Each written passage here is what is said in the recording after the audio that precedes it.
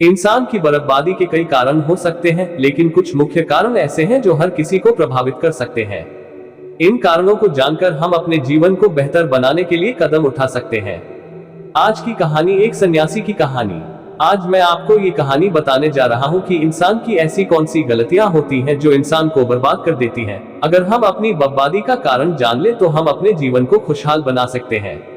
बहुत समय पहले की बात है, एक नगर में एक धनी सेठ रहा करता था। उस सेठ के पास सभी प्रकार की सुख सुविधाएं थी, लेकिन उसके कोई संतान नहीं थी। संतान के दुख में वह हमेशा चिंतित रहता था। फिर एक दिन उसे पता चला कि उसकी पत्नी गर्भवती है और वह अपनी पत्नी का बहुत ख्याल रखता था। इसलिए एक दिन उसके घर एक बेटे का जन्म हुआ। पुत्र जन्म से सेठ बहुत खुश हुआ, कोई कसर नहीं छोड़ी। उसका बेटा देखते ही देखते बड़ा हो गया। तब सेठ ने अपने बेटे को गुरुकुल भेजने का फैसला किया ताकि वह पढ़ लिख कर विद्वान बन सके। ज्ञान प्राप्त करने हेतु गुरुकुल भेज दिया था। गुरुकुल में वह बच्चा अच्छे से पढ़ाई करता था और अपने गुरु की सभी आज्ञाओं का पालन करता था। ऐसे में वह बच्चा धीरे धीरे वहां का सबसे होनहार छात्र बन गया। गुरुकुल में बालक ने सभी वेद, पुराण और शास्त्रों का अध्ययन किया और एक महान विद्वान बन गया। लेकिन कहते हैं न कि समय कब बदल जाएगा ये कोई नहीं जानता।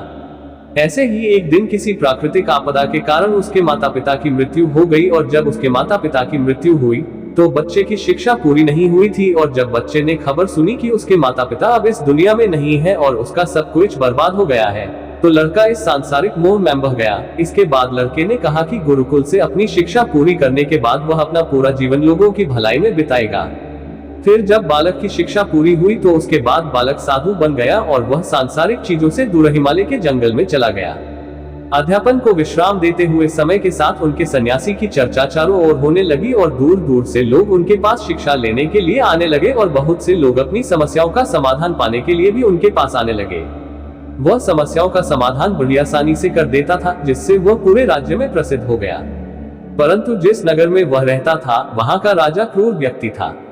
जब राजा को तपस्वी के बारे में पता चला तो उन्होंने तपस्वी से मिलने का फैसला किया। अगली सुबह राजा तपस्वी से मिलने के लिए अपने महल से निकल गया और फिर वह उसकी कुटिया की ओर गया और वहां पहुंचकर राजा ने जब उसे साधु के रूप में देखा तो वह उसे देखता ही रह गया। उसके चेहरे पर एक अलग ही तेज था। जब वह साधु के पास पहुंचा तो उसे असीम शांति का अनुभव हुआ। साधु को प्रणाम किया और उसके पास बैठ गया और उससे बातें करने लगा। वह राजा पहली ही मुलाकात में साधु के व्यक्तित्व से इतना प्रभावित हुआ कि उसी समय से उसने अच्छाई के रास्ते पर चलने का फैसला कर लिया। और मैं सोचने लगा कि इतनी सी मुलाकात में ये साधु मुझे इतना बदल सकता है, तो ऐसा हमेशा रहेगा। यदि तुम मेरे साथ रहोगे तो मेरा जीवन बदल जाएगा। और यह सोचकर राजा साधु से अपने महल में चलने का अनुरोध करने लगा। राजा का आग्रह सुनकर सन्यासी माना नहीं कर पाया और वो राजमहल चलने को तैयार हो गए। तब राजा सन्यासी को महल की ओर ले गए। महल पहुंचकर राजा ने साधु की बहुत खातिरदारी की और उसके बाद राजा ने साधु को एक दाहिने कमरे में भोजन कराया। भोजन के समय साधु ने राजा को धन्यवाद दिया और राजा से जाने की अनुमति मांगी। ये सुनकर राजा ने कहा कि आप हमारे बाग में जब तक चाहे तब तक रह सकते हैं। आपको यहाँ किसी भी प्रकार की असुविधा नहीं होगी और आप यहाँ रहेंगे तो हमारे लोगों को भी अच्छा लगेगा और हम भी अच्छा लगेगा। ये सुनकर साधु ने राजा का प्रस्ताव स्वीकार कर लिया। राजा के आदेशानुसार सेवकों ने एक सुंदर कुटिया बनाई। उसके बाद साधु उसी कुटिया में रहने लगा। राजा ने उनकी बहुत सेवा की, लेकिन कई वर्षों के बाद राजा और रानी को किसी जरूरी काम से दूसरे राज्य में जाना पड़ा। लेकिन उन्होंने साधु की सेवा के लिए एक सेवादार नियुक्त कर दिया। लेकिन राजा के जाने के बाद वह सेवादार बीमार पड़ गया और अपने घर चले गए और कभी लौटकर वापस नहीं आया। तो तपस्वी को गुस्सा आ गया और उसने राजा को खूब खरी खोटी सुनाई और राजा से कहा कि जो जिम्मेदारी आप पूरी नहीं कर सकते वह जिम्मेदारी आप क्यों लेते हो। तब राजा ने तपस्वी से पूछा और कहा कि सन्यासी, क्या मुझसे कोई गलती हो गई है? तो इसके लिए मैं आपसे क्षमा मांगता हूँ। कृपया मुझे क्षमा करें और मेरा क्रोध शांत करें और बताएं कि क्या हुआ था। ये सुनकर साधु ने उससे कहा कि तुम्हारे जाने के बाद मुझे यहाँ किसी ने भोजन नहीं दिया और मुझे कई दिनों तक कष्ट सहना पड़ेगा। यहाँ आकर मैं भूखा रहा और किसी ने मुझसे मेरा हाल भी नहीं पूछा। ये सुनकर राजा ने तपस्वी से माफी मांगी और कहा कि आज के बाद ऐसी गलती नहीं होगी। फिर कुछ देर बाद मामला शांत हुआ। जब राजा और तपस्वी के बीच बातचीत चल रही थी, रानी भी छुपकर सुन रही थी यह सारी बातचीत। उसके बाद राजा ने उसे तपस्वी से शिकायत का मौका नहीं दिया और उसकी खूब सेवा की। लेकिन कुछ दिनों के बाद राजा को किसी जरूरी काम से अपने राज्य से बाहर जाना पड़ा। लेकिन इस बार राजा ने राज्य से बाहर जाने से पहले अपनी रानी से कहा कि जब तक मैं न आऊं तब तक तुम स्वयं ही उस तपस्वी की देखभाल करोगी। ये सुनकर रानी बोली, हाँ महाराज, आप अवश्य जाइए, मैं सन्यासी महाराज की अच्छी देखभाल करूंगी। बाद में रानी प्रतिदिन भोजन बनाकर सन्यासी महाराज के पास भेजती थी, लेकिन एक दिन रानी स्नान करने चली गई और साधु को भोजन देना भूल गई। भोजन क्यों नहीं आया? इसके बाद साधु ने सोचा कि वह स्वयं महल में जाकर देखेगा कि अब तक भोजन क्यों नहीं आया, और फिर वह महल में पहुंच गया। जब वह महल के अंदर पहुंचा तो वहां उसकी नजर रानी पर पड़ी। रानी के लंबे लंबे गाने काले केस जो कि उसकी कमर पर लहरा रही थी, उसकी कजरारी आंखें जो देखने मात्रा से ही घायल कर दे, उसकी हिरानी जैसी चाल। रानी के इतने सुंदर रूप को देखकर सन्यासी चकित हो गया और रानी की सुंदरता सन्यासी के मन में घर कर गई और वह वहां से बिना कुछ कहे ही अपनी कुटिया में लौट आया। सन्यासी रानी के रूप की सुंदरता को भुला ना सका और वह खाना पीना छोड़कर अपनी कुटिया में पड़ा रहा। उसने कई दिनों तक कुछ भी नहीं खाया, जिस वजह से वह बहुत कमजोर हो गया। फिर कुछ समय बाद राजा वापस लौटे और जब उसे सन्यासी की हालत का पता चला तो वह सीधे सन्यासी के पास पहुंच गए और बोले कि भगवान, क्या बात है, आपको क्या हो गया और आप इतने कमजोर कैसे हो गए? किस गहरी सोच में डूबे हो? क्या मुझसे कोई गलती हो गई है? तब साधु ने कहा, नहीं राजन, आपने कोई गलती नहीं की है। ये सुनकर राजा बोले, तो फिर क्या बात है, आप मुझे बताएं, मैं आपकी समस्या का समाधान अवश्य करूंगा। ये सुनकर तपस्वी ने राजा से कहा कि आपकी रानी की अद्भुत सुंदरता को देखकर मैं उसकी सुंदरता पर मोहित हो गया हूं और अब मैं रानी के बिना नहीं रह सकता। ये सुनकर राजा हैरान हो गया और कुछ देर सोचने के बाद राजा ने उसे सन्यासी से कहा, मैं आपको रानी दे दूंगा। ये सुनकर सन्यासी बहुत प्रसन्न। फिर राजा सन्यासी को लेकर महल चले गए और जब राजा और सन्यासी महल पहुंचे तो उस दिन रानी ने अपने सबसे सुंदर वस्त्र और आभूषण पहने थे। फिर राजा रानी के पास गया। राजा ने रानी से कहा कि साधु की मदद करनी चाहिए, वह बहुत कमजोर स्थिति में जा चुका है और मैं नहीं चाहता कि एक बुद्धिमान व्यक्ति की हत्या का कलंक मेरे सिर पर लगे। राजा की यह बात सुनकर रानी ने राजा से पूछा कि आखिर इन सन्यासी के इस दुख का कारण क्या है। तो राजा ने रानी से कहा कि सन्यासी आपकी अद्भुत सुंदरता के दीवाने हो गए हैं। राजा की यह बात सुनकर रानी ने कहा कि राजन, आप चिंता मत करिए, अब आप सब कुछ मेरे ऊपर छोड़ दीजिए, मुझे पता है कि मुझे अब क्या करना है। आपके ऊपर न तो सन्यासी की हत्या का पाप लगेगा और न ही उससे मेरे पवित्र धर्म का नाश होगा। रानी की यह बात सुनकर राजा ने रानी को सन्यासी को सौंप दिया। उसके बाद सन्यासी रानी को लेकर कुटिया पर पहुंचे। जब रानी सन्यासी की कुटिया पर पहुंची, रानी ने सन्यासी से कहा कि हमें रहने के लिए घर चाहिए, हम इस झोपड़ी में नहीं रह सकते। ये सुनकर सन्यासी राजा के पास गया और राजा से जाकर बोला कि हे राजन, हमें रहने के लिए घर चाहिए। सन्यासी की बात सुनकर राजा ने उनके लिए घर का प्रबंध कर दिया। फिर सन्यासी रानी को लेकर घर पहुंचा। जब रानी सन्यासी के साथ उसके घर पर पहुंची तो रानी ने सन्यासी से कहा कि यह घर तो बहुत गंदा है और इसकी हालत बहुत खराब है, मैं इस घर में नहीं रह सकती। ये सुनकर सन्यासी फिर से राजा के पास गया और राजा के पास जाकर बोला कि ही राजन, जो आपने हमें घर दिया है उसे घर की हालत बहुत खराब है। सन्यासी की बात सुनकर राजा ने उसे घर की हालत ठीक करवा दी। उसके बाद फिर रानी घर के अंदर गई और नहा धोकर बिस्तर पर आ गई। तभी साधु भी बिस्तर पर आ गया। फिर उसके बाद रानी ने साधु से कहा कि आप जानते हैं कि आप कौन हैं और क्या बन गए हैं? आप एक महान साधु थे जिनके लिए राजा स्वयं सभी आवश्यक चीजें उपलब्ध कराते थे, जिनके पास दूर दूर से लोग ज्ञान प्राप्त करने आते थे, जो लोगों को सत्य का मार्ग दिखाते थे, जो लोगों की समस्याओं का समाधान करते थे, जिन्हें सभी लोग गुरु मानते थे, जिसे सब लोग भगवान मानकर पूजते थे। और आज आप वासना के कारण मेरे गुलाम हो गए हैं। रानी की यह बात सुनकर साधु को झटका लगा और उसे एहसास हुआ कि वह एक साधु है और यह सब क्या कर रहा है। वह ये सब सुख सुविधाएं छोड़कर शांति की तलाश में जंगलों में चला गया था। जोर जोर से रोने लगा और चिल्लाने लगा और रानी से कहने लगा कि मुझे क्षमा कीजिए महारानी, मैं यह क्या करने जा रहा था, मैं अभी आपको राजा को सौंप कर आता हूँ।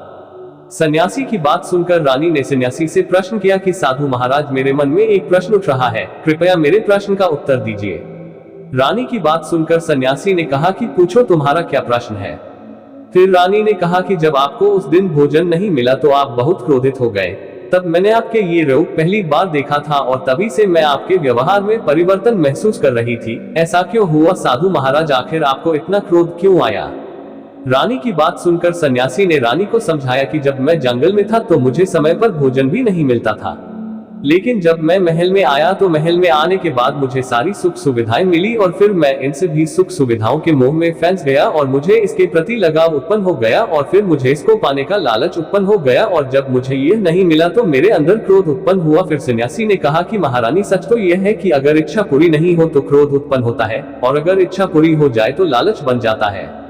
फिर सन्यासी ने रानी से कहा, यह इच्छा की पूर्ति ही मुझे वासना के द्वार तक लेकर आई है और मैं आपके प्रति आकर्षित हो गया। इसके बाद वो सन्यासी रानी को लेकर राजा के पास गया और बोला कि राजन, मुझे क्षमा कर दीजिए, मुझे अपनी गलती का एहसास हो गया है। ये लो आपकी रानी, मुझे ये सब नहीं चाहिए। मैं अपनी इच्छा के वशीभूत होकर यह गलत कार्य करने जा रहा था और अपने जीवन को बर्बाद कर रहा था, लेकिन अब मुझे सब कुछ समझ आ गया है। उसके बाद उसे सन्यासी ने कहा कि है राजन, मनुष्य की बादी का कारण उसकी 4 आदतें बनती है और दुनिया की हर एक व्यक्ति के अंदर यह 4 अवगुण होते हैं, लेकिन जो व्यक्ति इन पर नियंत्रण कर लेता है वह दुख और परेशानियों से बच जाता है। वहीं जो व्यक्ति इन चारों दोषों पर नियंत्रण नहीं कर पाता है वो बर्बाद होने के कगार पर पहुंच जाता है। ये सुनकर राजा ने कहा कि महाराज, आप मुझे वो 4 आदतें बताए जिससे कि मनुष्य की बर्बादी हो जाती है। फिर सन्यासी ने राजा को मनुष्य को बर्बाद करने वाली आदतों के बारे में बताया कि हे राजन, मनुष्य को बर्बाद करने वाली पहली आदत है इच्छा, क्योंकि इच्छा ही दुनिया की हर एक व्यक्ति के अंदर सबसे पहला अवगुण होता है और जो व्यक्ति अपनी इच्छाओं को नियंत्रण में नहीं रख पाता है वह जीवन के किसी भी क्षेत्र में सफल नहीं हो पाता है, क्योंकि जैसे ही उसकी एक इच्छा पूरी होती है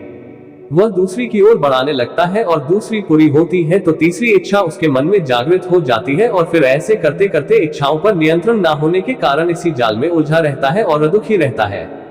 इसीलिए राजन, जब हम इच्छाओं पर नियंत्रण पा लेते हैं तो हम हमारे मन पर भी नियंत्रण पा लेते हैं और जब हमारा मन हमारे बस में होता है तो हमें सुखी प्राप्ति होती है। फिर जो हम चाहते हैं वही हमारे साथ होता है। फिर सन्यासी कहता है कि हे राजन, मनुष्य को बर्बाद करने वाली दूसरी आदत है वासना। वासना का जन्म हमारे मन में उठने वाली इच्छाओं से होता है। जिस प्रकार इच्छा का कोई अंत नहीं होता और मनुष्य वासना के जाल में फंसता ही चला जाता है, वासना के वशीभूत होकर मनुष्यों को कुछ भी नजर नहीं आता है।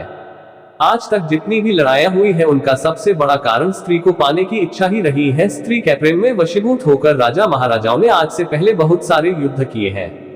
रावण भी संसार का सबसे बुद्धिमान व्यक्ति था, लेकिन उसने भी माता सीता की सुंदरता के जाल में फंसकर अपना सब कुछ बर्बाद कर लिया। उसकी मृत्यु का कारण एक स्त्री ही बनी थी।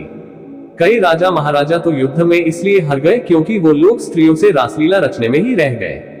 ईश्वर ने तो स्त्री की उत्पत्ति इस संसार को बढ़ाने के लिए की है, लेकिन आजकल लोगों ने इसे अपनी वासना का शिकार बना लिया है, अपने मनोरंजन का साधन समझने लगे हैं और जब उन्हें अपना यह मनोरंजन नहीं मिलता तो वो पागल हो जाते हैं और ना जाने क्या क्या कर बैठते हैं।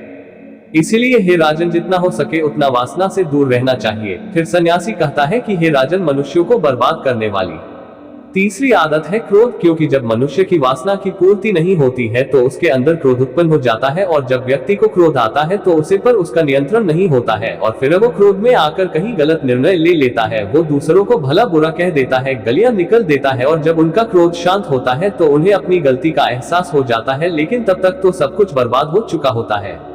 क्रोध के कारण मनुष्य के कई बने बनाए काम भी बिगड़ जाते हैं। जब मनुष्य के भीतर क्रोध उत्पन्न होता है तो वो अंदर से बहुत कमजोर हो जाता है और एक कमजोर मनुष्य कुछ भी नहीं कर सकता है, उसे कभी भी सफलता हासिल नहीं हो सकती। क्रोध हमारे भीतर तनाव को उत्पन्न करता है और अगर एक बार हम तनाव में चले गए तो हमारा पूरा जीवन बर्बाद हो जाता है। फिर सन्यासी कहता है कि हे राजन, मनुष्य को बर्बाद करने वाली चौथी आदत है लालच है। राजन, लालच का फल सदैव बुरा होता है। लालच में पड़कर हम बहुत से लोगों का बुरा कर देते हैं। हर मनुष्य के जीवन में कभी ना कभी ऐसे लालच अवश्य आते हैं जब वह लालच कर बैठता है और अधिक पाने की लालसा में वह कुछ ऐसा कर बैठता है जिससे जो उसके पास था वह उसे भी गवा देता है, क्योंकि जैसे ही व्यक्ति की एक इच्छा पूरी होती है उसका लालच बढ़ जाता है और उसके मन में और कई जन्म लेने लगती है। जो व्यक्ति लालच करता है वह कामयाबी से कोसों दूर रहता है, क्योंकि एक ना एक दिन लालच का दुश्मन सामने आता ही है। अगर हम समय रहते ही लालच को त्याग दे और उसकी जाल में ना फंसे तो हम एक सफल व्यक्ति अवश्य बन सकते हैं। फिर अंत में सन्यासी राजा से कहता है कि हर राजन, अगर मनुष्य चारों आदतों को छोड़ देता है तो उसे जीवन में सफल होने से कोई नहीं रोक सकता। जो इन आदतों को नहीं छोड़ता है उसे जीवन में बर्बाद होने से कोई रोक सकता। मैं एक सन्यासी होकर इसकी जाल में फंस गया था, तो सामान्य मनुष्य तो इससे बच नहीं सकता। इसीलिए हे राजन, मनुष्यों को इन आदतों से हमेशा बचाना चाहिए।